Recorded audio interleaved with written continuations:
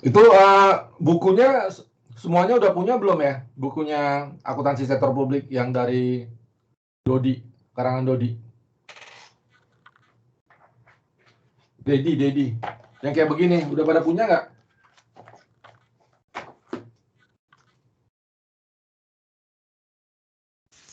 Sudah, Pak. Sudah. Itu ada di perpustakaan loh, kalau susah. Kalau susah memperolehnya ada di perpustakaan UKI. Jadi wajib ya punya buku itu ya, karena saya suka suruh buat tugas itu di buku itu ya. Dari bahannya dari buku itu. Jadi wajib ya.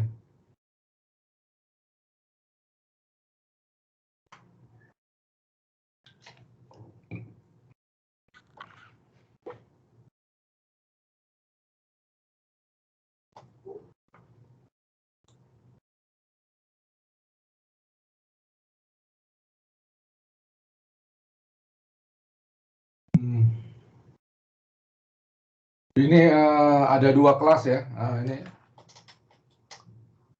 Ini pagi saya ini ada ngajar, malam juga ada ngajar nih akuntansi sektor publik.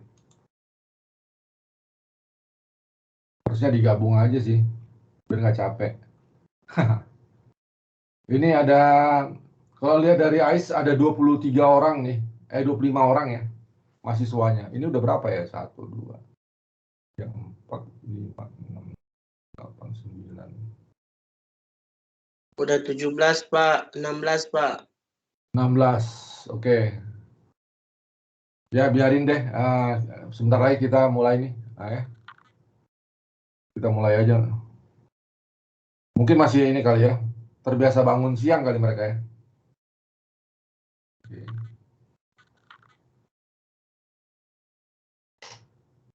Ini yang sering kontak saya ini si ini nih, Trimides Kristianto. Coba Trimides, kamu ini tunjukin wajahmu dulu. Buka kameramu. Trimides.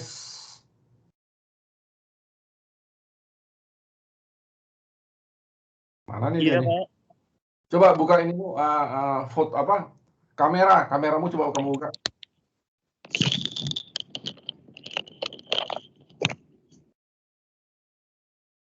Ya Pak, tadi putus-putus Pak. Kameramu buka. Kamu belum mandi atau gimana? Coba buka. Buka kamera. Ini. Oh iya. Oke. Ya saya biar tahu kalau ketemu di UKI tahu tampangnya gimana. Iya, saya lagi di UKI, Pak. Oh iya, biar sinyalnya bagus ya. Iya. Oke. Kalau gitu ini kita kuliahnya dimulai kan. Kamu buka doa deh untuk kuliah hari ini.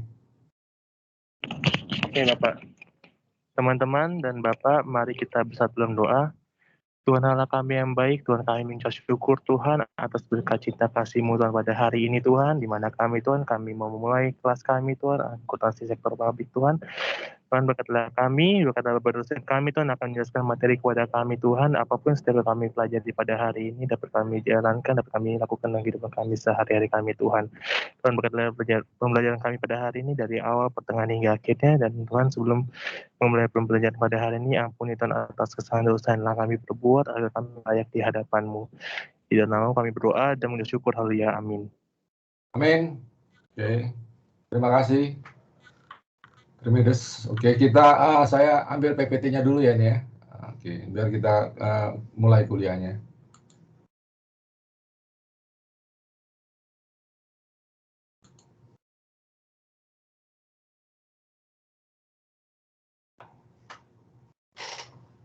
Sebentar.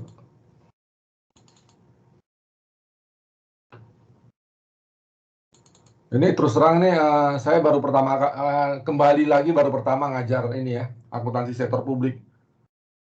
Udah dia ditugaskan sama dekan ya, udah 10 tahun kali kayaknya saya ngajar ini ya.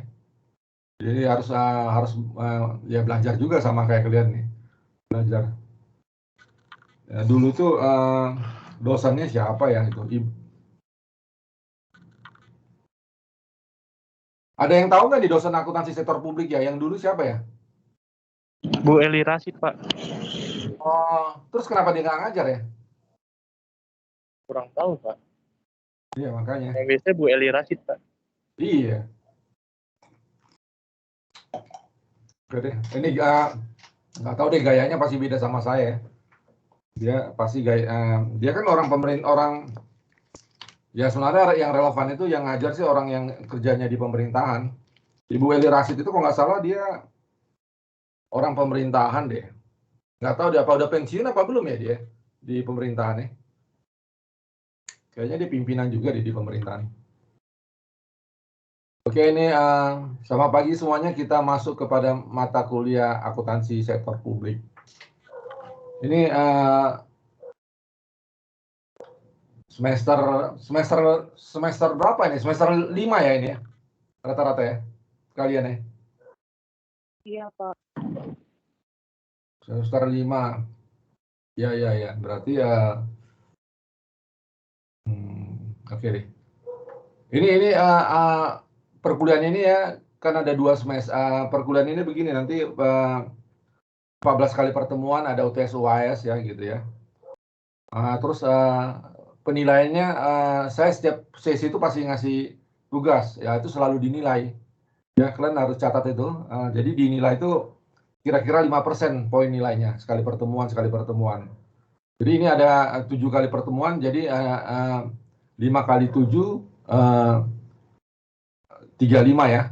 Ya, 5 kali 7, 35, terus nanti semester, apa namanya,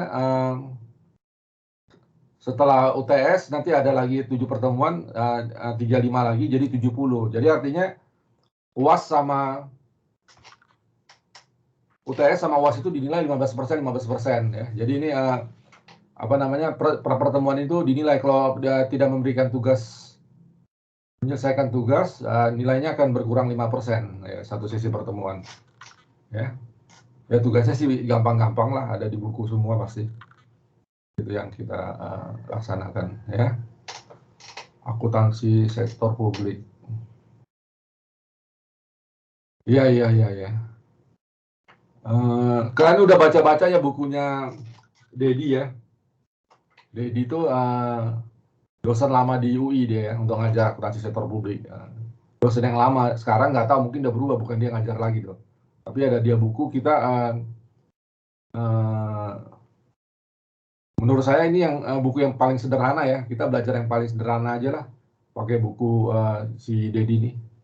Banyak lagi sih buku-buku, tapi saya kira itu agak bikin tambah pusing mungkin ya. Mungkin itu sebagai bukan buku wajib ya, buku apa namanya, supporting aja, buku pendukung ya. Bisa itu karangan, kalau di UKI juga ada karangan Mardiasmo sama karangan Indra Sebastian ya, buku akuntansi sektor publik itu bisa juga ya, buat jadi referensi bacaan. Terus sama karangan Abdul Halim ya. Saya kira cukup dari itu aja. Jadi kita selama UTS ini, sebelum UTS ini lebih banyak belajar konsep-konsep ya. Nanti baru setelah UTS kita akan belajar pada case-case hitung-hitungan ya, atau jurnal ya. Itu nanti setelah UTS ya kita. Sekarang ini lebih kepada konsep-konsep aja ya, tentang akuntansi sektor publik. Oke. Akuntansi sektor publik ya. Nah, ini ada terdiri dari 2 kata ya nih. Ada kata akuntansinya, ada kata sektor publiknya. Ya. Kalau ini apa katanya? Saya materinya ini mayoritas ya, bukan mayoritas diambil semua dari bukunya Dodi atau informasi dari Pak Dedi Nurdiawan. Jadi kita harus memahami dulu apa itu sektor publik, apa itu akuntansi. Kalau akuntansi semuanya udah memahamin deh ya. Akuntansi, apa itu akuntansi ya? Ya berarti dia apa namanya, mengidentifikasikan transaksi kan, udah itu apa namanya, kemudian mencatat sama melaporkan, ya, itu akuntansi ya. Pada situasi sektor publik, ini bukan kalau yang seperti yang biasa kan bukan sektor publik kita sektor bisnis, ya. Sektor bisnis yang akuntansi keuangan ya, yang standar akuntansinya diatur oleh hal-hal oleh apa namanya, standar akuntansi keuangan ya. Ini akuntansi publik adalah salah satu cabang di bidang ilmu akuntansi, benar ya. Ini dia cabang karena dia apa namanya, ada prinsip-prinsip akuntansi di sana untuk dalam jurnal ya. Tetap ada debit kredit ya. Jadi makanya itu dia bagian daripada akuntansi gitu. Cuma dia berbeda dengan akuntansi biasanya gitu. Ada perbedaan yang besar ya, gitu akuntansi biasanya. Terus akuntansi terapkan pada organisasi publik ini, akuntansi terapkan pada organisasi sektor publik ya. Ada sektor publik dulu, baru sektor publik itu ada, baru ada apa namanya, dibuat organisasi. Disitulah dia diterapkan di organisasi sektor publik itu. Terus apa lagi nih ya? Ilmu akuntansi ini punya dua sudut pandang, bahwa ASP adalah pengembangan atau modifikasi dari dasar ilmu akuntansi yang kita pelajari sebelumnya, deal ya, gitu ya. Terus apalagi ada kata sektor publik ya. Oleh itu kita harus pahami dari konteksnya dulu, sektor publik itu apa. Ya. Jadi akuntansi sektor publik adalah penggabungan dari dua sudut pandangan itu. Itu latar belakangnya akuntansi sektor publik ya. Jadi dia penggabungan antara akuntansi dan sektor publik itu sendiri. Oke. Kita lanjut ya. Ini orang-orang yang terkenal ya, maksudnya buku-bukunya bagus ya, untuk jadi acuan ya. Bastian, Indra Bastian. Apa katanya akuntansi sektor publik? Akuntansi sektor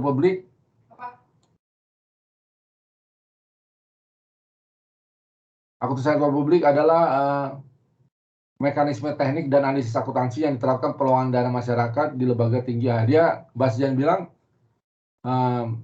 pencatatan ya, dengan prinsip-prinsip akuntansi ya, dan analisis akuntansi, teknik-teknik akuntansi yang dilaksanakan kepada lembaga tinggi negara. Jadi ditentukan kepada pemerintah daerah, kepada BUMD, LSM dan yayasan sosial. Ya. Dia tentukan. Jadi akuntansi yang diberlakukan hanya di lembaga tinggi negara, hanya di departemen di bawahnya. Berarti ini kementerian ya misalnya. Hanya di pemerintah daerah, BUMD, LSM dan yayasan sosial sosial. Dan sumber uangnya adalah dari dana masyarakat. Ya, kira-kira gitu. Sumber utama uangnya itu adalah dari dana masyarakat. Ya, walaupun sebenarnya sumber uangnya itu ya dari dana masyarakat atau dari pemerintah. Walaupun secara tidak langsung pemerintah itu kan ada minjam uang juga daripada negara lain ya, gitu ya. Ada minjam atau ke lembaga tinggi lain seperti minjam ke Bank Dunia, karena ada Indonesia minjam uang ke Bank Dunia, atau minjam ke mana gitu, IMF ya, Dana Moneter Nasional ya itu. Menurut Abdul Halim ini juga bagus ya, bahwa akuntansi sektor publik itu adalah proses identifikasi, pengukuran, pencatatan, dan pelaporan transaksi. Ini sama dengan pengertian akuntansi ya. Identifikasi, pengukuran, pencatatan, dan pelaporan transaksi ekonomi dari suatu organisasi entitas publik seperti pemerintah, LSM, dan lain-lain yang dijadikan sebagai informasi dalam rangka mengambil keputusan ekonomi bagi pihak memerlukannya. Ya. Ini rada-rada mirip ya, cuma ini dia lebih agak apa namanya, definisi mirip akuntansi dulu. Dia bilang proses identifikasi, proses pengukuran, proses pencatatan, dan pelaporan transaksi yang sumbernya dari organisasi publik seperti pemerintah, LSM, dan lain-lainnya yang dijadikan informasi dalam rangka mengambil keputusan ekonomi pihak memerlukannya. Kalau di Abdul Halim tidak diberitahunya sumber dananya. Bastian jelas bilang di mana ini adalah pengolahan dana masyarakat. Ya. Itu beberapa definisi dari akuntansi sektor publik ya. Banyak lagi, setiap orang bisa menentukan pengertian akuntansi sektor publik itu. Tapi saya ambil mengutip dari dua pengarang buku untuk akuntansi sektor publik yang cukup terkenal, Indra Bastian, dan juga Abdul Halim. Indra Bastian ini ada bukunya nih di perpustakaan. Ya, cuma saya nggak tahu karangannya apa. Kalau Abdul Halim saya nggak tahu ya. Tapi ini bisa di search deh di Google kalau pengen tahu ya. Abdul Halim tentang akuntansi sektor publik. Ya. Oke, saya kira gitu. Oke, sebelum kita masuk kepada sektor publik, tentunya kita harus tahu dulu tuh barang-barang publik ya. Yang ada di sektor publik itu adalah barang-barang publik. Ya. Jadi harus tahu dulu pengertian barang-barang publik. Ya. Public goods ya, barang-barang publik ya.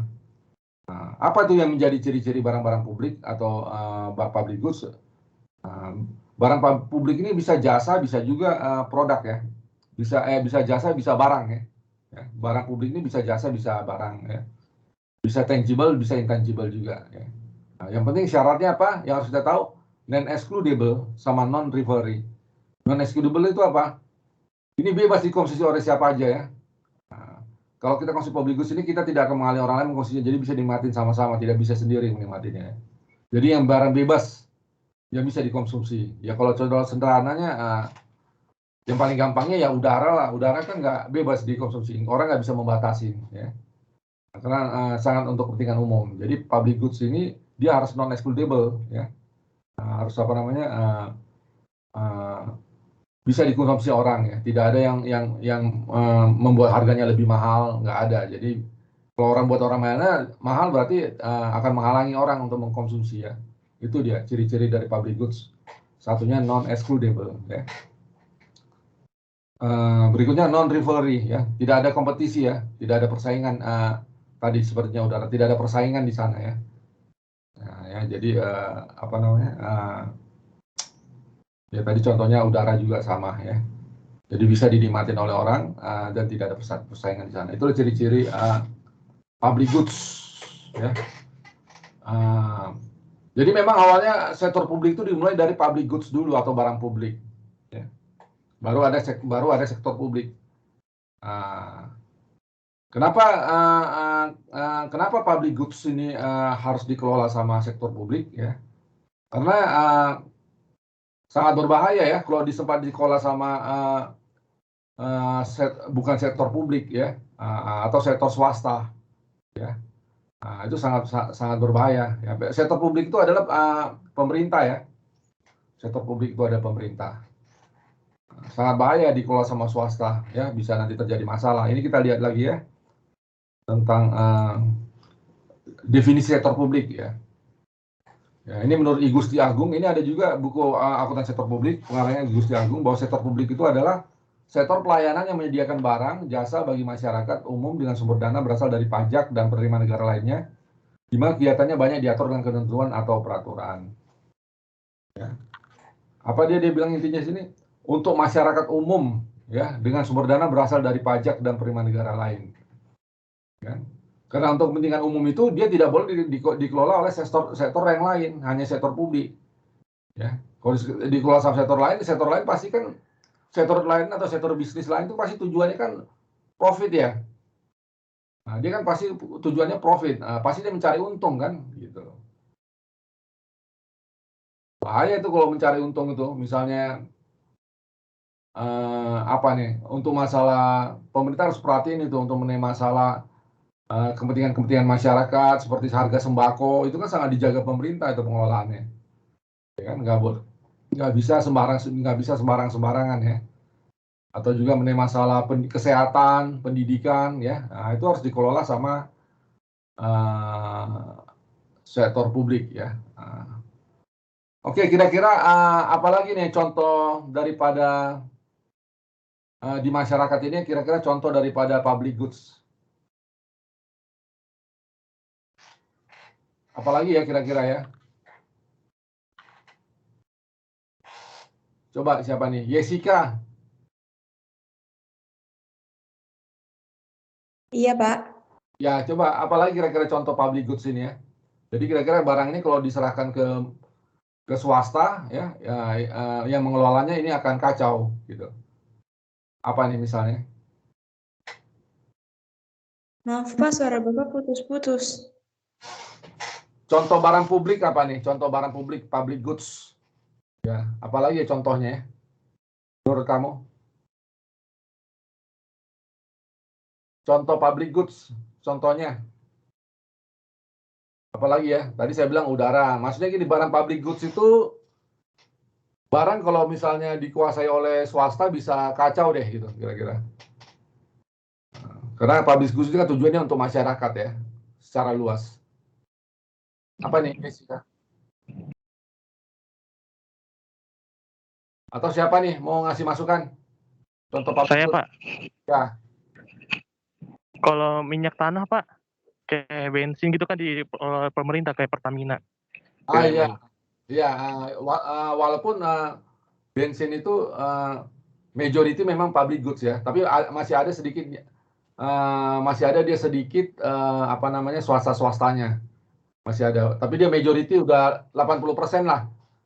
Dia 80% dia kan udah public goods ya. 80%, 10%-nya karena dia kan suka naikkan harga juga kan ya, si pemerintah kan. Iya Pak, naikin harga. Ya, makanya. Yang lain apa? Bagus, terima des. Yang lain apa nih contoh public goods? Kalau lampu jalan Pak. Benar, lampu jalan. Ya, benar. Itu harus pemerintah tuh yang handle ya. Jadi yang namanya 100% public goods itu dia tidak ada sepeser pun ngecharge kepada masyarakat, free dia gitu. Kalau tadi produknya Pertamina dia masih mencharge ke masyarakat ya. Nah, tapi dia itu udah dikuasai oleh pemerintah memang, tapi masih ada charge-nya. Jadi 80% saya bilang. Yang 100% saya kira lampu umum itu kan udah misalnya Pemda udah fasilitasi kan gitu semuanya. Yang lain apa lagi nih? Yang lagi sekarang nih, yang lagi tren. Apa? Jessica? Cahaya matahari. Cahaya matahari, iya. Kan nggak boleh itu ya good boleh. Kan itu nggak boleh dikuasai swasta ya, gitu. Nggak boleh. Ada lagi? Listrik, Pak. Infrastruktur Pak. Listrik, infrastruktur, yang lain? Jembatan Pak. Gas LPG, Pak. Air, Pak. Ya, benar. Oke. Yang tren terakhir ini apa nih yang tren terakhir ini? Ini ya, vaksin ya. Vaksin. Vaksin itu sekarang ini public goods ya. Kan dia nggak kan pernah ada isu katanya vaksin mau diperjualbelikan ya kemarin ya. Itu belum bisa ya, karena akan menyebabkan apa namanya nanti kekacauan di masyarakat. Makanya harus dikuasai sama pemerintah. Kan vaksin itu kan gratis ya sekarang ya. Nah, itu salah satunya juga ya. Jadi itulah yang kita harus tahu dulu apa namanya sektor publik itu timbul karena ada public goods ya. Sektor publik itu timbul biar tidak ada kekacauan di masyarakat. Jadi sektor publik lah yang menguasainya. Siapakah sektor publik itu? Sektor publik itu adalah pemerintah, ya. Dan kita kembali lagi, apa itu public goods itu? Public goods itu mempunyai dua ciri khas ya, dua karakter ya. Namanya adalah non-excludable sama non-rivalry ya. Non-excludable itu apa? Bebas dikonsumsi oleh siapa saja, tidak ada yang menghalanginya untuk dikonsumsi. Ya, seperti apa namanya? Ya contohnya ya paling enak sih kayak vaksin, udara ya, listrik masih ada charge-nya juga ya dia, nggak dikuasai negara, tapi dia nggak benar-benar 100% free ya, tapi dia tetap bagian daripada public goods, karena dia majority kepada majority dikuasai oleh pemerintah. Non-rivalry tidak ada persaingan, udah pasti semuanya monopoli pemerintah ya, baik itu listrik ya, baik itu air ya. Walaupun saya nggak tahu nih kalau air ini ya tetap ada ininya subkontraktornya swasta, tapi itu masih ditentukan oleh pemerintah. Dan public goods ini hanya boleh dijalankan oleh sektor publik ya. Karena kalau tidak sektor publik nanti bisa akan terjadi kekacauan, karena di luar sektor itu ada dua ya, sektor publik sama sektor bisnis ya. Nah, kalau bisnis kan tujuannya mencari untung gitu ya, nanti jadi susah. Ini tadi menurut I Gusti Agung, sektor publik adalah sektor pelayanan yang menyediakan barang dan jasa masyarakat dengan sumber dana berasal dari pajak dan lainnya. Di mana kita tahu bahwa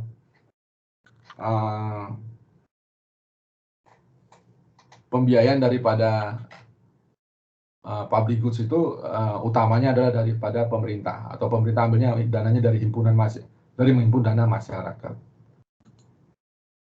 Nah, ini ceritanya ya tentang public goods ya. Kalau udara itu 100% ya public goods ya, benar-benar free charge ya. Artinya ya, benar-benar free charge, tidak dikuasai, tapi ini di apa namanya, benar-benar yang namanya 100% public goods itu adalah udara ya. Tidak ada orang dibatasi dalam menghirup udara ya. Tidak ada udara ya. Kecuali oksigen ya. Oksigen kan udah diperjualbelikan. Itu beda, udara sama oksigen beda. Kalau oksigen dia kan pakai proses produksi lagi. Setelah udara apa? Pertahanan keamanan ya. Pertahanan keamanan itu harus dikuasai negara tuh. Jadi bisa dikatakan 80% itu sangat dikuasai sama negara. Kenapa dia 80%? Karena kenapa ya? Karena ada biaya dikeluarkan di sini, ya kan gitu, masih ada biaya kepada orang lain ya. Jadi dia dianggap 80%. Jadi harus dikuasai negara. Ini ada lagi mengenai masalah kira-kira 75% dikuasai negara. Namanya taman kota. Ya, taman kota itu seperti apa ya di Jakarta ini ya, mungkin seperti taman mini lah gitu, atau misalnya ada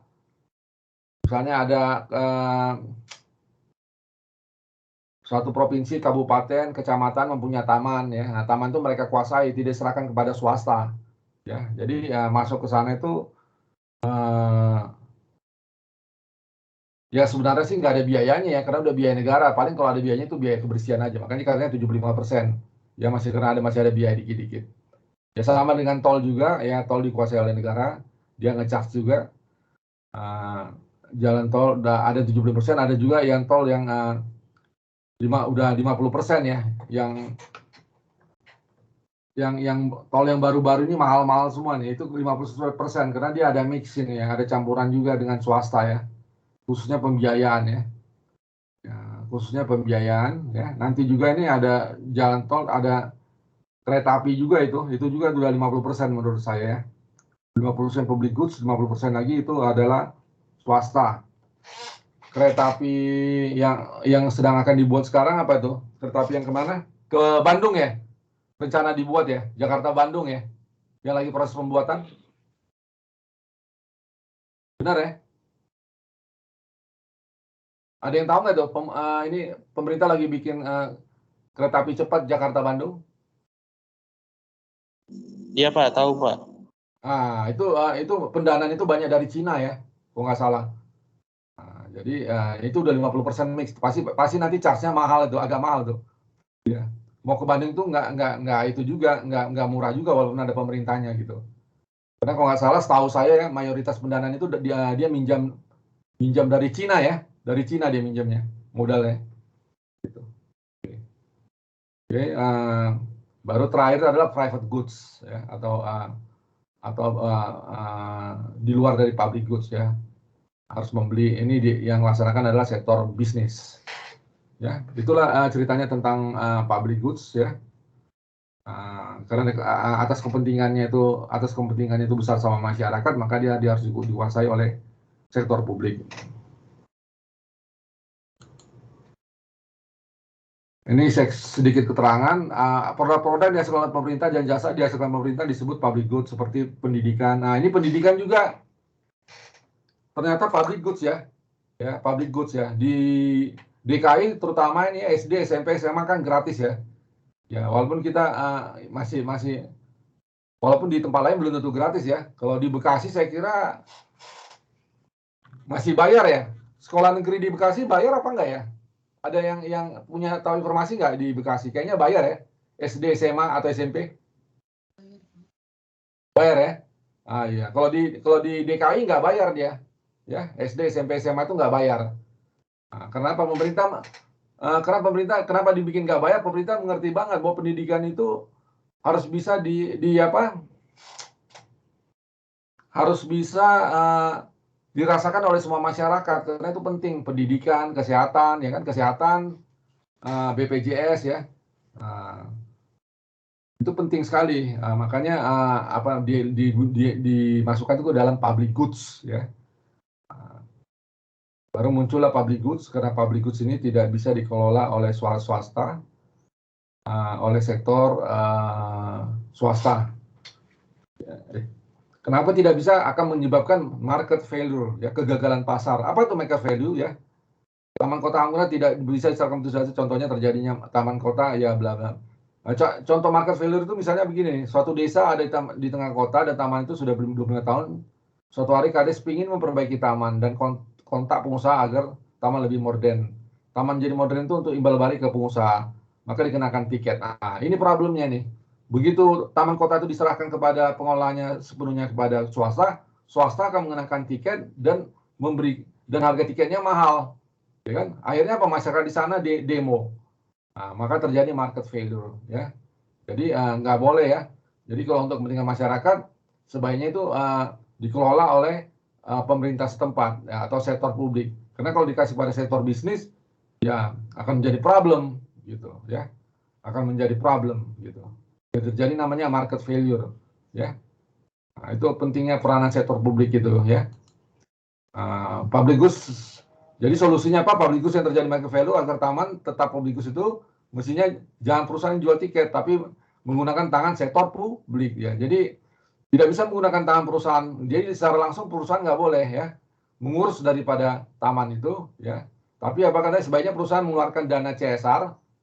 Nah, dana CSR itu dana nanti bisa diakui oleh pajak sebagai biaya, mungkin sedikit ke desa, ya. Nanti oleh desa diakui sebagai pendapatan desa, dan kemudian pendapatan desa itu mengeluarkannya sebagai belanja desa. Tentunya pendapatan desa ini bukan datang dari CSR aja, dia juga datang dari pemerintah ya, menyumbangkan, sehingga nanti belanja desa di mana kontraktornya ya setelah dia berubah jadi pengeluaran ya, jadi pengeluaran itu menjadi pengeluaran sektor publik. Jadi bukan pengeluaran daripada si perusahaan tersebut ya. Nah, itu pengeluaran sektor publik. Nah, kalau pemerintah desa sebesar pun belanjakan uang taman, maka tidak ada kepentingan lain dari pemerintah desa untuk kembali modal. Jadi kan motif daripada pemerintah ini kan beda dengan motif daripada perusahaan tersebut atau motif desa. Proses desa itu dia tidak mencari untung, ya yang penting uang habis dipakai gitu. Sementara si publik tadi bisnis tadi dia harus cari untung. Kalau kita keluar 200, kita harus dapat 300 kan kira-kira gitu. Nah, jadi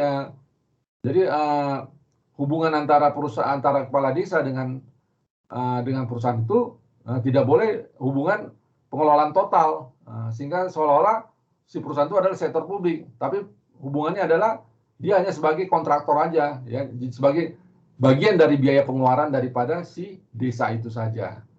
Nah, dia mungkin mengerjakan apa begitu. Ini untuk mengenai masalah pengelolaannya harus tetap ada di sektor publik. Biar apa? Biar biayanya murah gitu kan. Nah, kalau bisa gratis kan gitu. Nah, sehingga tidak terjadi yang namanya market failure. Maka tidak ada kepentingan dari desa untuk kembali modal, karena pemerintah desa itu tidak punya kepentingan kembali modal, sementara perusahaan itu kepentingannya apa? Untuk kembali modal kan gitu. Kan prinsip ekonomi kan, gitu kan. Prinsip ekonomi kan bukan biaya sebesar-besarnya kan, tapi dia untung sebesar-besarnya. Karena di sini tidak kepentingan kembali ke modal, maka tidak ada harga atau tidak ada tiket. Itulah sektor publik muncul untuk mengatasi masalah itu. Jadi disinilah timbulnya bahwa peranan sektor publik itu tinggi sekali. Kalau dia sektor publik itu tidak ada, maka akan bisa chaos untuk hal-hal yang untuk masalah barang-barang publik. Jadi alasan harus ada sektor publik untuk membuat publikus tetap publik, ya, untuk membuat publik, ya, membuat jalan, taman kota, sistem pelayanan pemerintahan bersifat publik, tetap non-excludable dan tetap non-referring. Kembali dia harus mempertahankan ciri-cirinya yang tadi, ciri-cirinya non-excludable dan non-referring. Maka diperlukanlah pengaturan dari hal itu yang dilaksanakan oleh sektor publik.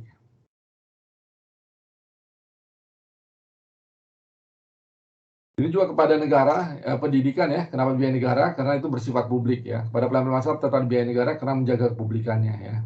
Jadi untuk menjaga publik itu tetap publik, maka diperlukan namanya sektor publik. Sektor publik ini harus diatur oleh suatu organisasi dan tetap dijaga restriksinya. Maka untuk menjaga restriksinya itu adalah organisasi sektor publik. Jadi setelah public goods ada, maka timbul apa? Sektor publik. Setelah sektor publik ada, maka timbul adalah organisasi sektor publik. Nanti yang mengurus dan mengaturnya. Di mana ciri-ciri tadi daripada public goods itu adalah non-referee sama non-excludable. Sementara ciri-ciri daripada organisasi sektor publik adalah tidak boleh cari profit sama tidak bisa dimiliki. Ya. Inilah yang terkenal dengan istilah karakteristik organisasi sektor publik. Sebenarnya karakteristik itu kalau mau dicari-cari sih banyak ya. Tapi ada dua hal yang sangat penting menurut Dedi Murdiawan, dua hal yang sangat penting dalam karakteristik organisasi publik itu adalah bahwa dia harus non-profit, kedua dia adalah tidak dimiliki, maksudnya tidak dimiliki oleh pemilik ya, tidak bisa dimiliki ya. Karena ini ada milik masyarakat. Nah ini kalau kita lihat ya, peran organisasi awalnya adalah public goods. Untuk menjaga public goods ini tetap public goods, maka dikelola oleh satu sektor publik. Sektor publik sini adalah pemerintah. Public goods ini tadi yang kita lihat seperti pendidikan, kesehatan, udara, listrik ya. Pokoknya yang sangat berperanan kepada kepentingan masyarakat secara umum, dikuasai oleh sektor publik, oleh pemerintah. Pemerintah ini membuat organisasinya, namanya organisasi publik. Organisasi sektor publik ini seperti apa? Seperti desa, kabupaten, kegubernuran, ya itu organisasi publik ya. Perusahaan-perusahaan pemerintah, ya ini organisasi publik. Yang punya ciri apa? Tidak bisa dimiliki karena milik publik dan tidak boleh cari profit ya ini, bukan profit. Sorry, ini mencari profit. Sampai di sini ada pertanyaan?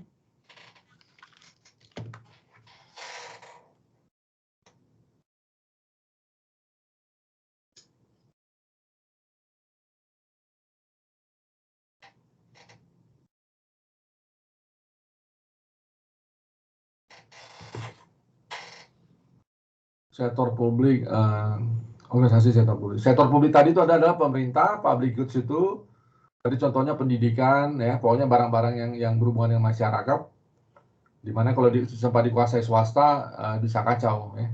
Bisa terjadi namanya market failure. Terus untuk menjalankan sektor publik ini, maka dibentuklah satu organisasi namanya organisasi sektor publik. Apa saja itu organisasi sektor publik? Organisasi publik itu seperti pemerintah gitu ya, termasuk dalam itu pemerintah daerah ya, pemerintah kota ya gitu. Ciri-ciri organisasi publik apa? Tidak bisa dimiliki karena milik publik dan tidak boleh cari profit.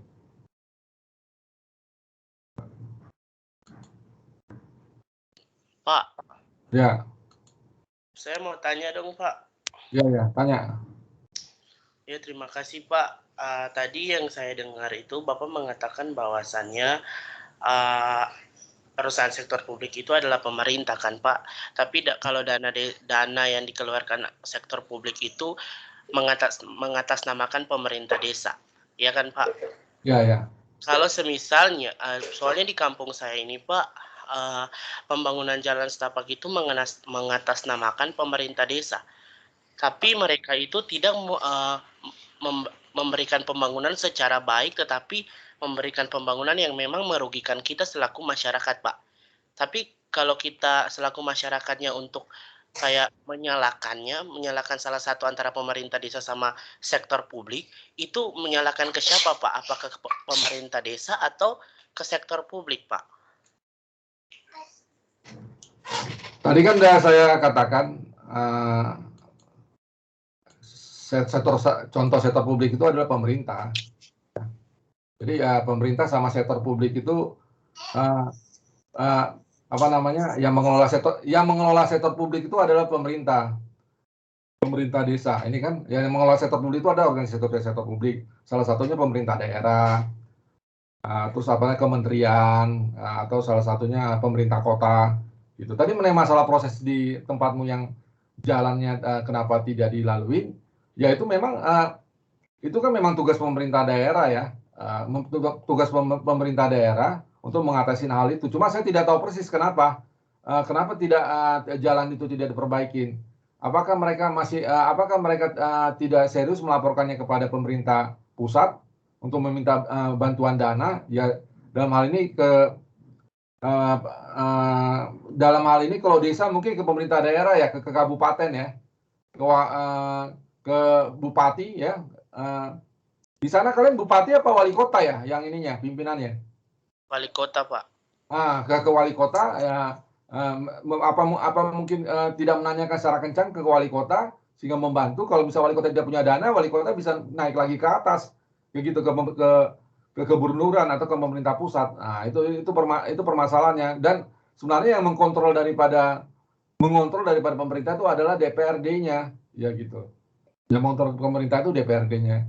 Nah, ini sudah dipertanyakan nggak ke pemerintah daerahnya kenapa tidak dilaksanakan pembangunan? Itu dulu ditanya alasannya gitu. Kalau mereka bilang tidak ada dana, ya tugas mereka meminta dananya ke level yang di atas selanjutnya. Nah, di situ ke level yang selanjutnya. Mungkin waktu itu belum dianggarkan. Kalau belum dianggarkan itu yang agak sulit itu, agak lama gitu. Karena dia harus ada proses lebih lama lagi daripada yang sudah dianggarkan. Kira-kira udah ada cari tahu nggak kenapa kira-kira si desa ini tidak melaksanakan pembangunan jalan ini? Apa katanya tidak ada dana ya? Sebenarnya kami selaku masyarakat sudah mencari tahu permasalahan ini, Pak. Tetapi pembangunan jalan setapak ini berdasar atas nama pemerintah desa, Pak. Jadi desa yang menyalurkan dananya. Belum tahu seluk-beluknya dana ini berasal apakah dari wali kota ataukah dari pemerintah yang lain, Pak. Jadi pembangunan jalan setapak ini berasal dari mengatasnamakan pemerintah desa, Pak. Ya. Jadi apa namanya? Ini tugas daripada pemerintah desa untuk memperoleh dananya dari pemerintah. Dalam arti ini adalah pemerintah daerah di situ. Jadi desa kan punya keterbatasan dana ini, ya. Saya nggak tahu kalau misalnya memang dananya udah dianggarkan kepada perbaikan jalan, mungkin nggak ada masalah, itu akan cepat. Tapi kalau misalnya pada anggaran yang kemarin dia tidak ada menganggarkan, dia harus meminta kepada pemerintah daerah. Pemerintah daerah dalam hal ini adalah wali kota, menanyakan kepada mereka ini kami ada ini, tolong biar bantuan atas segala macam. Nah, itu proses daripada itu aja yang mungkin agak lama. Mungkin saya kira makanya di sini kita memang di sini ya kita komunikasi secara baik-baik aja kepada pemerintah, kepada desa, kira-kira masalahnya apa gitu. Mungkin secara persuasif kalau secara baik-baik kita tanya masalahnya kenapa, maksudnya kita jangan menebak-nebak dulu nih, jangan menebak-nebak dulu, atau mereka memang sudah tahu masalah ini, mereka lagi proses gitu. Kita harus tahu sekarang ini pemerintah Republik Indonesia ini lagi susah. Terus terang banyak pendanaan itu terhambat ya. Karena apa? Karena banyak dana pemerintah pusat itu ya kan, pusat turun ke daerah kan. Sebenarnya awal uang itu dari pusat masukin ke daerah. Nah, mungkin dari pusat ke daerah itu dibatasin dananya. Nah, sehingga ke bawah-bawah itu bisa dibatasi. Itu kita lihat dulu sisi yang lain. Kenapa pemerintah itu lagi berjuang untuk masalah Covid? Nah, uang yang dipakai pemerintah dalam pembangunan itu banyak sekali terpakai oleh untuk beli barang goods ya, public goods itu yang namanya vaksin. Nah, itu jadi ya coba secara baik-baik ditanya dulu kepada pemerintah daerah dalam arti kata ini desanya. Kira-kira apa penyebab daripada keterlambatan ini? Oke ya, itu ya. Iya, Pak. Makasih, Pak. Oh, ya. Ada lagi mau nanya ya? Menyangkut public goods tadi udah jelas ya, public goods itu yang dinamakan public goods itu apa ya. Jadi ada persentasenya tadi 100% udara. Tapi kalau udah Kalau udah namanya pakai bayaran-bayaran penuh segala macam itu udah bukan public goods lagi, tapi private goods ya. Private goods boleh dikuasai oleh sektor bisnis atau non publik ya. Sementara public goods harus dikuasai oleh public goods, dikuasai oleh sektor publik karena akan berbahaya, akan menyebabkan nanti market failure ya. Akan didemo oleh masyarakat setempat gitu. Seperti yang tadi contoh taman kota ya. Di mana taman kota itu semuanya diserahkan kepada pihak swasta, biar pihak swasta ini memodernisasi taman kotanya. Akibatnya apa? Pihak swasta itu membuat charge. Kalau orang mau masuk ke taman kota itu tiketnya sekian. Itu dikomplain sama warga di sana, kemahalan, nggak bisa gitu. Makanya dirubahlah strateginya bahwa tetap yang mengelola itu adalah pemerintah desa sendiri, ya, pemerintah desa sendiri dengan cara dia berhubungan dengan pemerintah, dengan perusahaan itu hanya lewat pengeluaran aja. Dengan pengeluaran desa tadi ya. Jadi pengelolaannya tetap sektor pengeluarannya tetap ada di pemerintah desa atau di sektor publik. Ya. Sektor publik ini tadi untuk melaksanakannya adalah organisasi ya. Organisasi itu ada seperti pemerintah desa, di mana ciri-ciri organisasi itu ada 2, tidak bisa dimiliki karena milik publik dan tidak boleh cari profit. Ya, itu hal yang penting dulu mengenai masalah sektor publik dan organisasi sektor publik. Nah, kita harus mengerti dulu itu, ya. Bagaimana timbulnya sektor publik karena ada public goods. Bagaimana timbulnya public untuk apa ada sektor publik agar public goods itu tetap public goods. Gitu. Bagaimana pengaturan lebih lengkap tentang sektor publik itu ada di organisasi sektor publik. Di mana organisasi publik itu punya 2 tujuan, tidak bisa dimiliki publik dan tidak boleh cari profit. Ini kalau kita bandingin ya karakteristik organisasi sektor publik dengan swasta. Ya ini ada di bukunya Mardiasmo ya. Kalau mau akuntansi sektor publik saya ambil cuplik dari Mardiasmo ya. Apa beda sektor publik sama sektor non publik atau sektor swasta? Ciri-cirinya tujuannya ya. Sektor publik tujuannya untuk non profit ya. Artinya untuk kepuasan masyarakat. Jadi tidak mencari untung ya.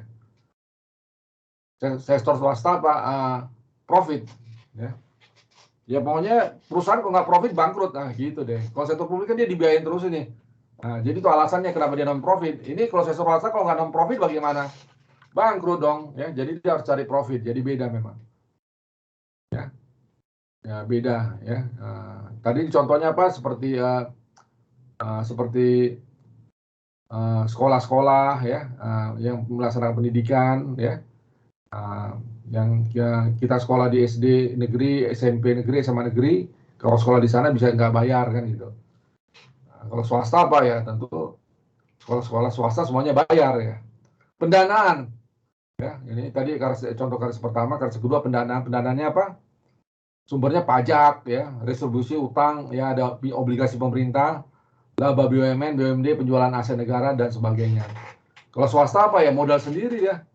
Pendanaannya atau hasil daripada kerja keras dia sendiri, dia melaksanakan penjualan, dari penjualan itu nanti ada keuntungan dikurang biaya dia atau dia meminjam kepada lembaga-lembaga swasta ya. Jadi sumber pendanaan cukup berbeda ya. Malah kalau misalnya di sektor publik ini kalau misalnya telah dianggarkan untuk tahun ini harus habis misalnya 10 miliar, itu harus dihabisin. Kalau nggak dihabisin itu 10 miliarnya itu nanti dia tahun depan itu akan dikurangin itunya dia punya anggaran untuk pengeluaran. Itu uniknya di sektor publik. Kalau swasta beda kan, bagaimana untung sebesar-besarnya dengan biaya sekecil-kecilnya, biar ada selisih profit gitu.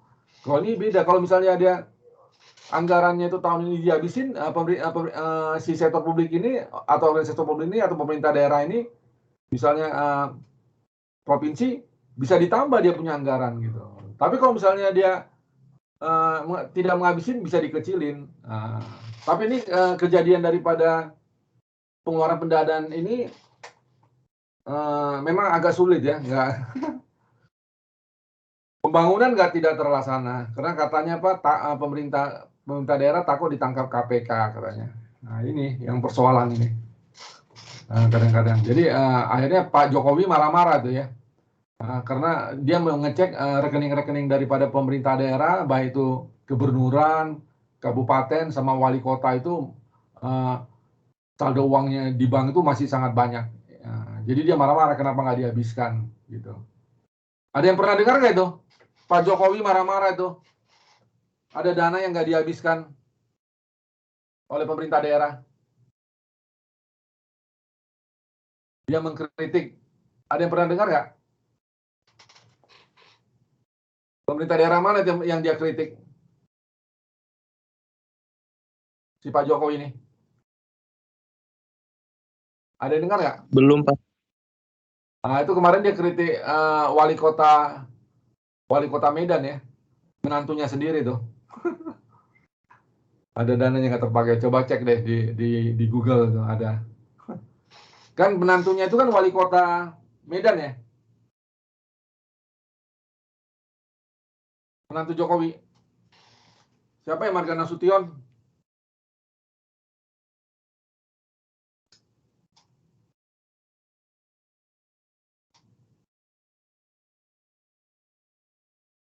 Ada yang tahu nggak wali kota Medan siapa?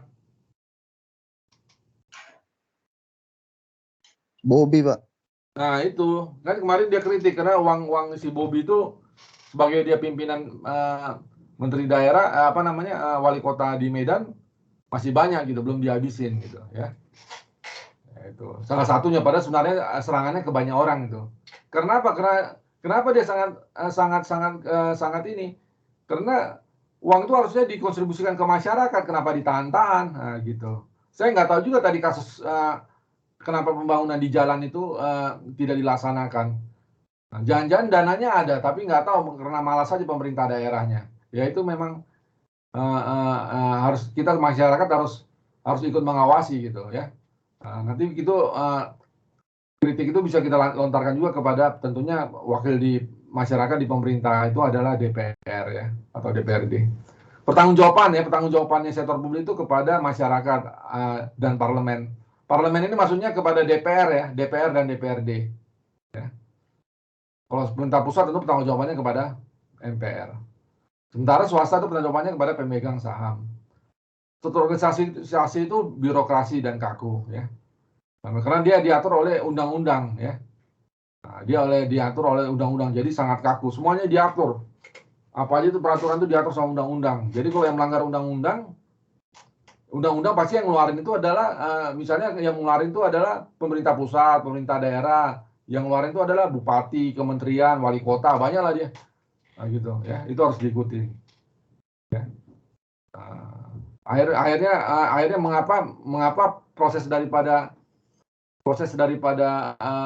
pelaksanaan kerja di sektor publik ini lambat ya karena terlalu birokratis. Beda dengan swasta, makin cepat makin bagus, fleksibel. Tapi akibatnya ya kalau tidak hati-hati ya bahaya gitu ya. Anggaran kalau anggaran pemerintah itu terbuka ya, bisa diperiksa dia sama siapa aja. Malah ada unit yang khusus untuk memeriksa dia itu namanya apa? BPK ya. Sebagai lembaga tinggi negara ya, yang untuk memeriksa dari semua anggaran pemerintah. Bukan hanya BPK aja ya, ada lagi yang memeriksa, yang kalau diperiksa bisa masuk penjara, KPK. Ya. Nah, kalau untuk swasta tertutup publik, artinya masa itu adalah urusan pemegang saham. Ya.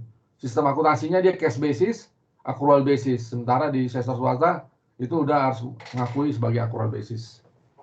Inilah karakteristik yang membedakan antara sektor publik dengan swasta. Ya. Oke. Kita harus pahami juga dalam mempelajari daripada akuntansi sektor publik ini, khususnya mengenai masalah sektor publik dan organisasi sektor publik. Nah, ini si Dedi bilang ini karakter utama organisasi sektor publik adalah dijalankan untuk tidak mencari keuntungan finansial, melainkan untuk mendapatkan tujuan tertentu. Terus dimiliki secara kolektif oleh publik. Ya. Kepemilikan atau sumber daya tidak digambarkan dalam bentuk saham yang dapat diperjualbelikan. Keputusan-keputusan terkait kepemilikan korporasi seringkali didasarkan pada konsensus. Dijalankan untuk mencari keuntungan finansial, melainkan untuk mencapai tujuan tertentu. Ya. Jadi ada yang tahu nggak tuh laba ruginya PLN itu untung apa rugi ya? PLN.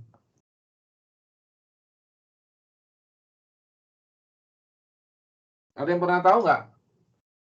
perusahaan listrik negara itu untung apa rugi ya? Saya nggak tahu sekarang ya. Sekarang udah untung ya PLN ya? Iya Pak, soalnya dulu pernah mengalami kerugian Pak. Tapi secara ini dia udah untung ya.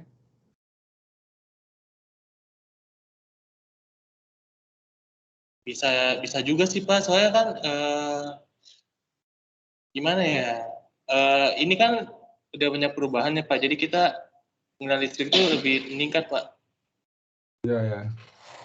Udah banyak perubahan atau udah banyak penderitaan di masyarakat ini Kerawang listrik mahal? Nah itu masih kurang tahu Pak. Ini saya cek di Google nih, ternyata PLN itu sudah untung ya. Gini sudah untung oke deh PLN itu. Tapi kita coba lihat modalnya. Modalnya bagaimana gitu. Apakah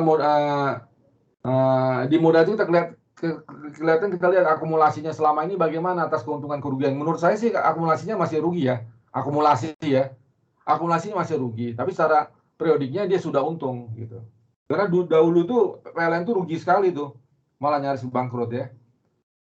Si Jokowi ini pintar dia cari untuk kadang-kadang untuk menangani perusahaan-perusahaan besar itu dibutuhkan bukan lagi orang operasional, tapi orang-orang yang punya background soal keuangan ya.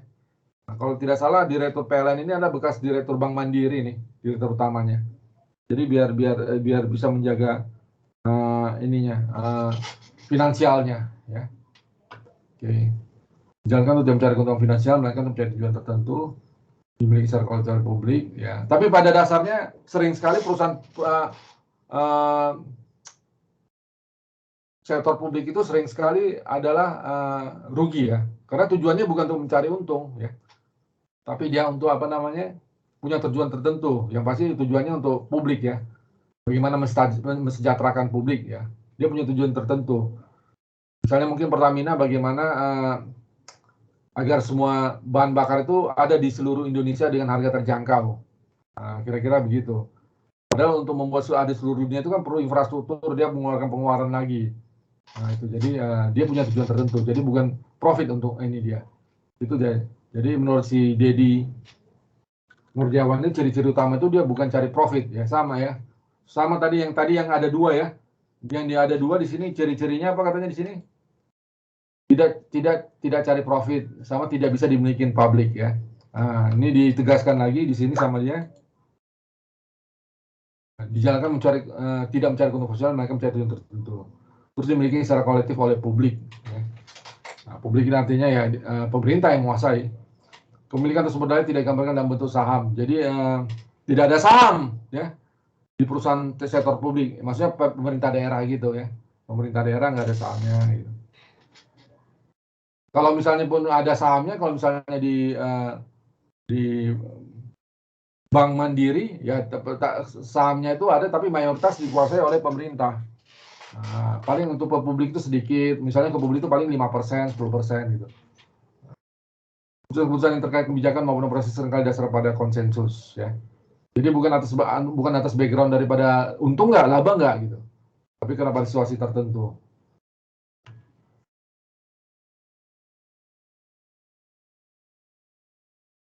Ruang lingkup akuntansi sektor publik.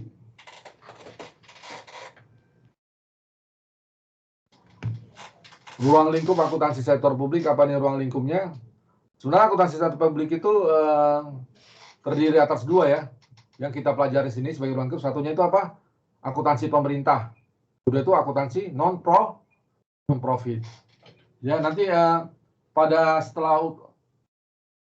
setelah UTS nanti kita akan mendalami namanya akuntansi pemerintahan dan akuntansi non-profit. Nggak mendalami juga.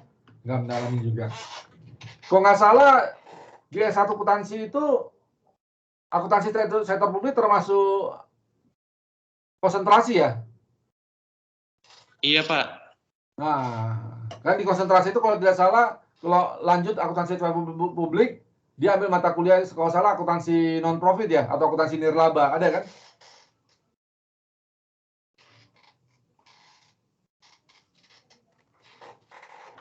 ada yang pernah cek nggak itu? Mata kuliah konsentrasi sektor publik apa aja ya? Mata kuliah konsentrasi sektor publik di jadwal mata kuliah apa aja dia?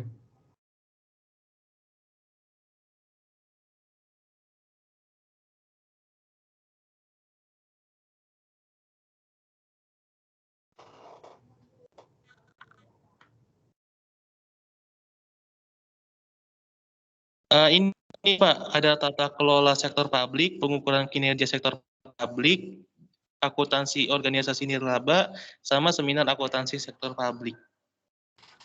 Akuntansi organisasi nirlaba, seminar akuntansi sektor publik. Oke, sama tata kelola ya. Ya, sama pengukuran kinerja. Oh, iya. Tapi yang sepanjang saya tahu nggak ada yang ngambil ini ya. Kalau di Trisakti atau di kalau nggak salah di STAN ya, dia ada tersendiri loh tuh, misalnya D3 akuntansi sektor publik.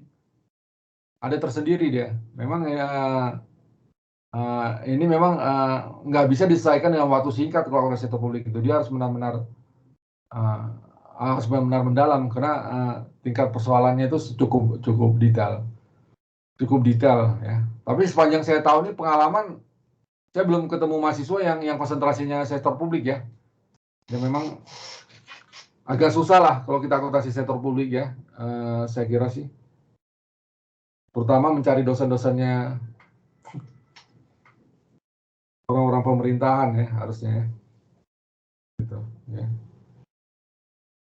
Ya. Ada pernah dengar nggak Trimedes seniormu yang ambil konsentrasinya akuntansi sektor publik? Belum kan? Belum ada, Pak. Iya. Karena ini agak unik ini masalahnya. Cocoknya itu dia ya STAN boleh lah karena dia kan itu dekat sama pemerintah ya. Ya STAN. Trisakti dia juga bikin D3 akuntansi sektor publik, mungkin dia udah bangun ininya kali. Udah bisa membangun jaringannya. Saya nggak yakin kalau UKI itu bisa bikin jaringannya ke pemerintah daerah itu. Itu kadang-kadang kesulitannya. Oke, ini akuntansi sektor publik. Sektor publik itu sebenarnya ada dua cabang ya, akuntansi pemerintah sama akuntansi non-profit. Ya. Akuntansi pemerintah itu standar akuntansinya beda. Akuntansi non-profit itu standar akuntansinya beda ya. Kalau akuntansi non-profit itu standar akuntansinya kalau tidak salah dia masih pakai standar akuntansi keuangan PESA Kampa 5, tapi sekarang udah berubah lagi ya. Kalau nggak salah dia ISAK 35 ya, kalau nggak salah ya. ISAK 35. Akuntansi pemerintah dia punya standar akuntansi lagi namanya standar akuntansi keuangan pemerintah. Ya. Cuma yang agak lucunya saya lihat ini mestinya sih mestinya mata kuliah daripada setelah akuntansi sektor publik ini bukan itu. Satu udah benar lah akuntansi nirlaba. Yang kedua adalah harusnya akuntansi pemerintahan, bukan peranggaran tadi ya. Harusnya sih. Harusnya akuntansi pemerintah karena kan cabangnya dua dia di sini. Akuntansi pemerintahan itu baru membawain daripada anggaran yang tadi itu. Apa nih? Sebentar. Tata kelola sektor publik. Itu harusnya bagian daripada akuntansi pemerintah. Pengukuran kinerja sektor publik. Harusnya ini dua, tapi ya sudahlah yang buat guru juga. Siapa ada yang ngajarin juga siapa. Oke, organisasi sektor publik. Menurut Dedi apa? Entitas tadi udah kita bicara, entitas ekonomi yang menyediakan barang atau jasa publik yang meningkatkan kesejahteraan masyarakat dan bukan untuk mencari keuntungan sosial ya. Contohnya apa? Instansi pemerintah, organisasi nirlaba pemerintah, sama organisasi nirlaba milik swasta. Instansi pemerintah ini pemerintah daerah, ya, kementerian, ya, desa, wali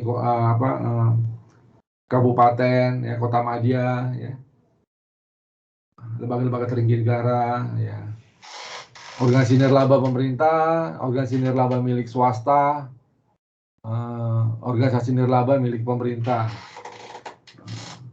Organisasi nirlaba pemerintah ini contohnya bisa seperti PMI itu ya, itu pemerintah. Ada pernah dengar nama ini nggak? KONI. Organisasi nirlaba pemerintah contohnya adalah KONI. KONI, KOI. Ada yang tahu nggak itu KONI apa?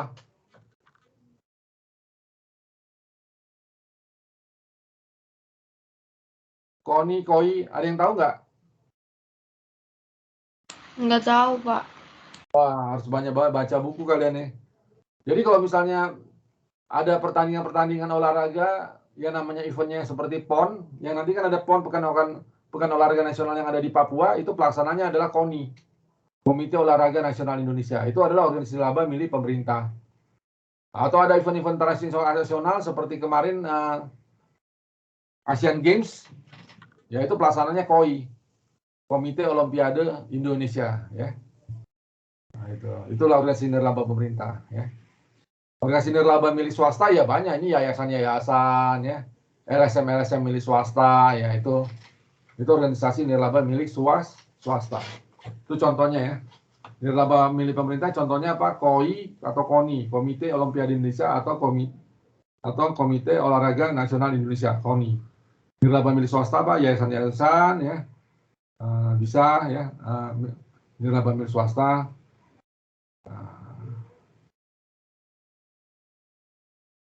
Kalau UKI itu termasuk di mana ya UKI ya? Universitas Kristen Indonesia termasuk di mana itu? Nomor berapa? 3 ya, Pak? Ya. Kalau UI Universitas Indonesia termasuk mana?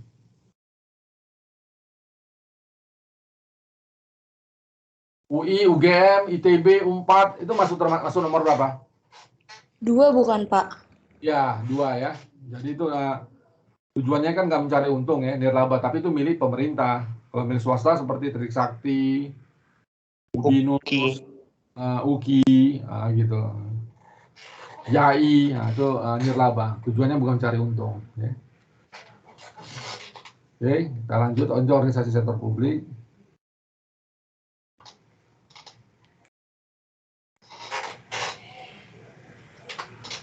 Ini perkembangan akuntansi sektor publik ya.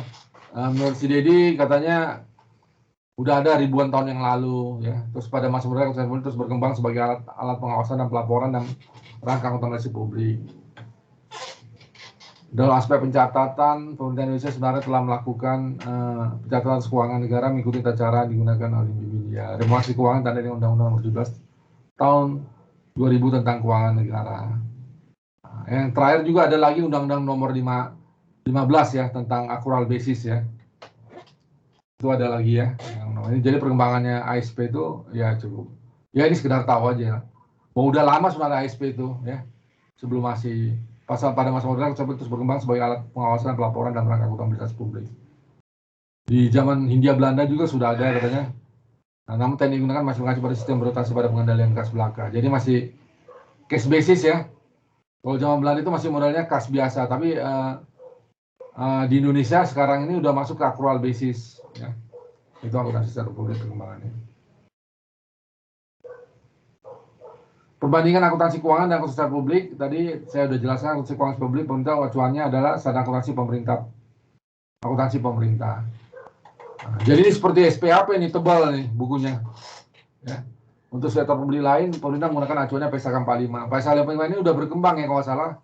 Sekarang udah gabungan 45 lagi, tapi ISAK 35 ya. Organisasi nirlaba. Coba ada yang tahu nggak standar akuntansinya yang pakai sekarang apa ya?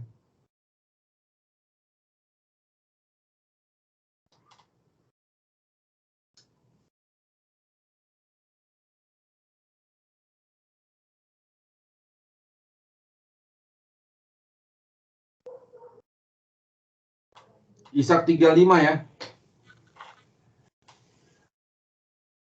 Ini saya cek di Google nih ya.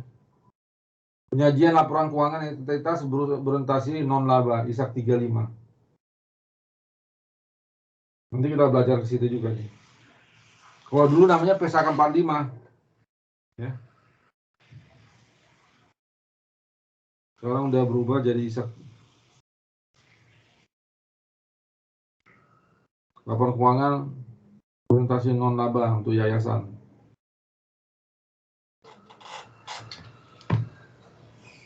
Akuntansi keuangan sektor publik dengan pemerintah acuannya adalah standar akuntansi pemerintah SAP. Ya, ini sama seperti PSAK ya. Sektor nilai laba menggunakan acuan PSAK 45 tahun nilai laba ya. Tapi sekarang udah ISAK 35 ya. Untuk akuntansi keuangan di sektor swasta bertujuan mencari untung ada acuannya PSAK selain dari PSAK di atas ya. Mencari laba ada acuan PSAK. Standar akuntansi yang diperlukan untuk mengatur perhatian akuntansi perlu dipahami jika berbicara regulasi pemerintah. Maka segala sesuatu yang ada harus berdasarkan peraturan perundang-undangan. Itu sangat dipahami mengapa ada peraturan tentang SAP. Soalnya kan perizinan menjadi PSAP di sektor swasta dikenal dengan SHK. Ya, sektor publik sebenarnya ini akuntansi sektor publik itu jadi standar akuntansinya yang tadi apa? Standar akuntansi pemerintahan dan ISAK 35 ya. Sementara akuntansi keuangan itu standar akuntansinya apa ya? Yang kita pakai sekarang adalah PSAK ya. Pernyataan standar akuntansi keuangan.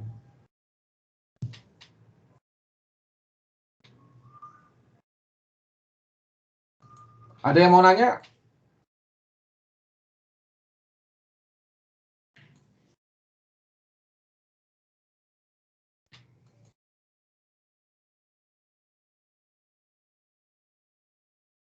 Jadi di pertemuan pertama ini kita ambil banyak data itu apa namanya informasi dari bukunya Dedi ya.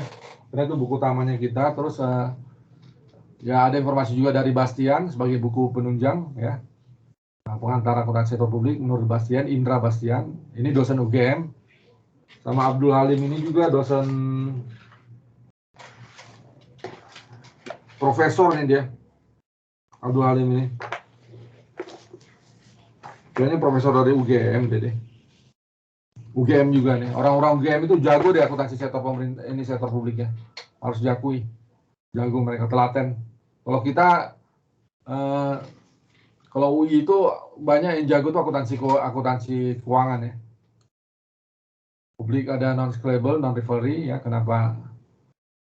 Apa ciri-ciri dari public goods ya? Apa itu public goods ya? Public goods adalah barang-barang untuk kepentingan masyarakat. Sektor publik menurut Ibu Sri Agung adalah ini ceritanya ya tentang public goods itu adalah soal kepentingan ya, soal persen.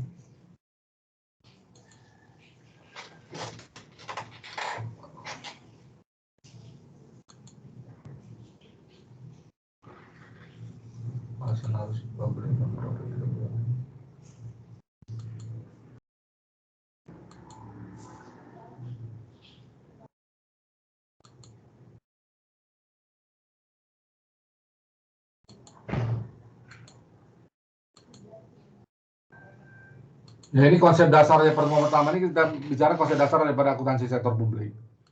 Ya. Nanti untuk pertemuan berikutnya itu saya kira tolong dibaca Dedi chapter berapa nih?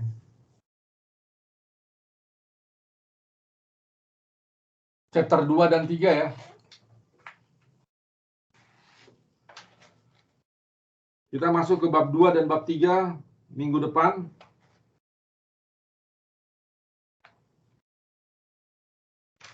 Daripada bukunya Dedi ya.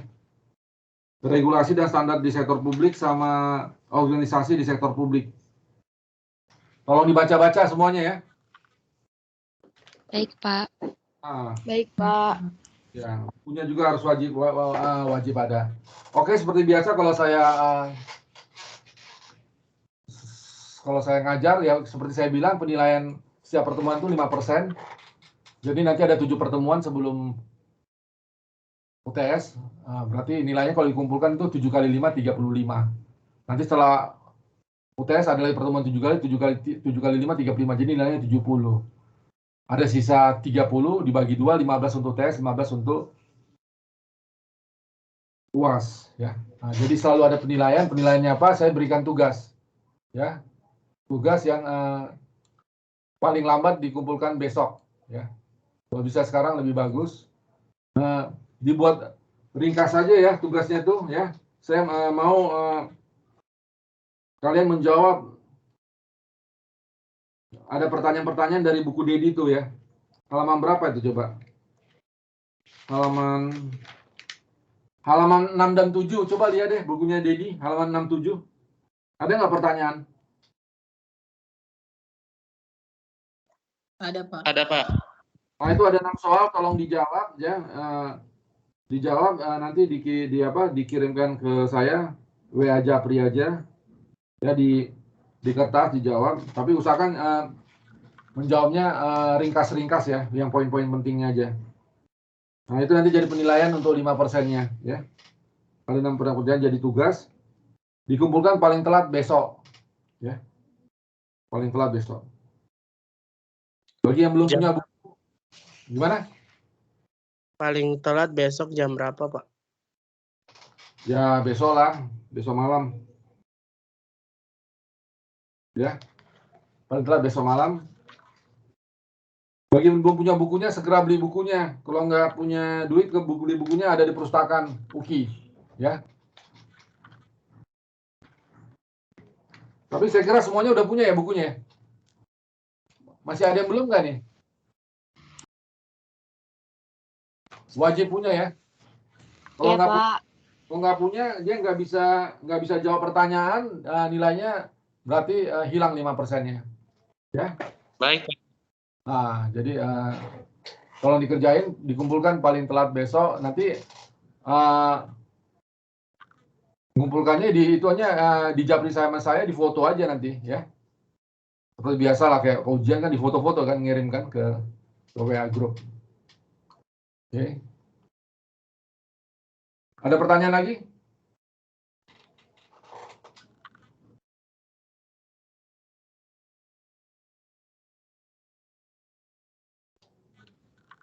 Oke, ini saya sembari mau absen ya.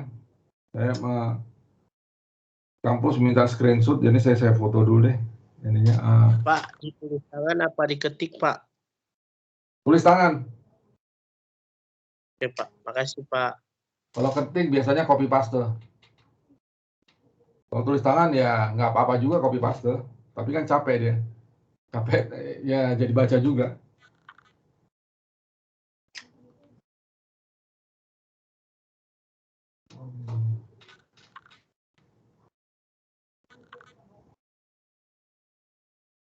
Oke. Ini udah berapa orang ya yang hadir ini? 27 ya? Iya, Pak. Loh, kok di ini cuma ini ya? Yang masuk siapa ini? Kayaknya perasaan 25 deh. Kok bisa jadi 27 ya? Kayaknya udah ditambah satu, Pak. Ya, ada yang nggak masuk AIS ya? Oh enggak, Pak. Kayaknya itu si Natalia Jeva udah bergabung di kita, Pak. Kalau nggak salah. Oh. Pak, Nggak, di AIS. Pak.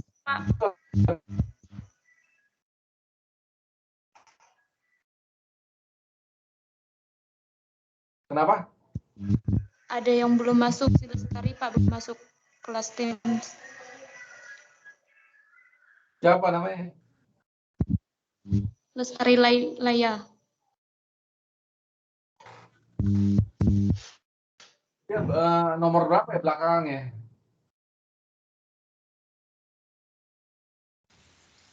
41, Pak. Itu kurang tahu, Pak. 41, Pak. 41. Tapi ya di AIS nggak ada dia. Gimana itu? Coba tanya dulu kenapa nggak ada di AIS nih dia. Tanya ke pengolahan data dulu deh. Kenapa? Ya, harusnya biar ada namanya di AIS. Ini saya cek 41 nggak ada di AIS. Nah. Ini saya nggak tahu, nanti saya cek lagi. Ini saya mau absen aja ya. Kalau saya absen tolong kameranya dibuka deh ya. Aaron Jordan, boleh dibuka kameranya? Ini saya ini dulu ya, sebentar saya ini dulu. Hadir, Pak. Hadir. Oh, wajahnya nggak kelihatan ya? Udah, Pak. Udah saya buka on cam. Oh iya, cuma matamu aja yang kelihatan. Ini, Pak, udah kelihatan. Oh gitu ya. Oke. Siap. Habis itu Ayub Siburian. Oke. Buka ini kameranya, Ayub.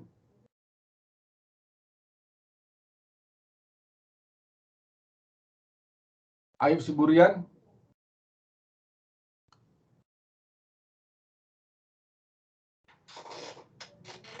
Ayub. Lagi ke toilet kali ini si Ayub. Nih Pak, Oh, ini ya. Oke, oke. Di mana kamu nih? Kayak di puncak ya? Di Uki ya? Iya, Ayub. lagi di jalan Pak, Oh, oke. Hebat juga kamu ya. berjalan. Kuliah sambil jalan ya. Awas tabrakan. Pinggir jalan Pak. Oh, iya. Oke, oke. Krisera.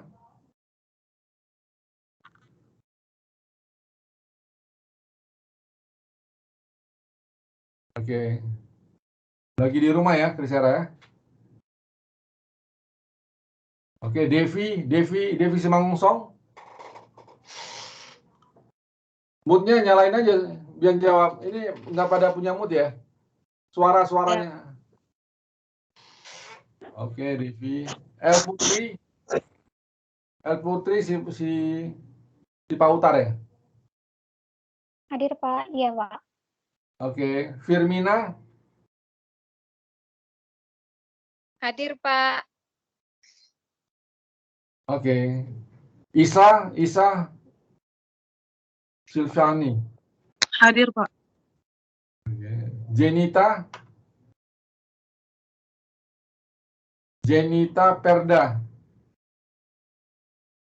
Hadir, Pak. Oke, Jenita. Jeremia Siregar. Jeremia. Hadir Pak. Oke, Christina.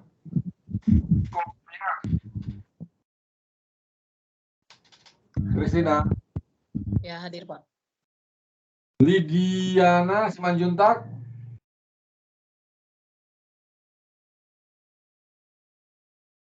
Lidiana Simanjuntak. Suaranya di mute kali ya? Kok nggak kenal suaranya?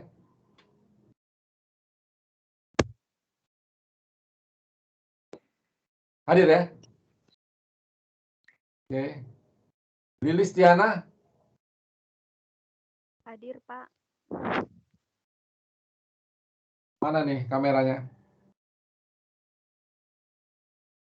Nyalain Pak. Oke, thank you. Marta Gloria. Marta. Hadir Pak. Oke. Mei Sela. Hadir Pak. Hadir Oke. Pak. Thank you. Melvina. Hadir Pak. Melvina, kamera. Ini udah dibuka Pak. Udah dibuka ya? Kok di saya belum kebuka ya? Oke, thank you. Michael. Hadir Pak. Oke, Natalia. Hadir Pak. Oke, Regina.